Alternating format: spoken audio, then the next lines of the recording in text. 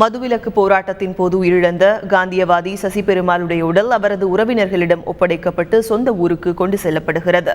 நாகர்கோவில் ஆசாரிப்பள்ளத்தில் உள்ள அரசு மருத்துவக் கல்லூரி மருத்துவமனையில் சசி பெருமாளுடைய உடல் கடந்த ஒரு வாரமாக வைக்கப்பட்டிருந்தது. இந்நிலையில் அவரது உடல் நேற்றிரவு 12 மணியளவில் குடும்பத்தினரிடம் ஒப்படைக்கப்பட்டது.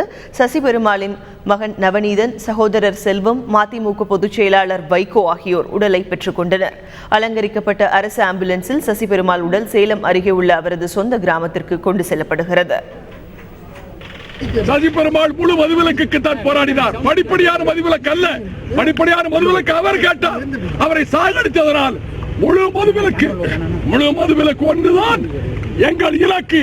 சசி பெருமாளினுடைய ஆன்மா அதைத்தான் நிறைவேற்ற சொல்லும். அந்த குடும்பம் அதைத்தான் விரும்புகிறது. எனவே சசி பெருமாளின் விருப்பப்படி தமிழ்நாட்டில் முழு மதுவிலக்கு என்றைக்கு அமலாகிறதோ அன்றைக்குத்தான் அவரது ஆன்மா சாந்தி அடையும். இன்னைய நாளை வரைக்கும் ஒரு செய்தி, ஒரு அதிகாரிகள் இங்கே நாடவில்லை.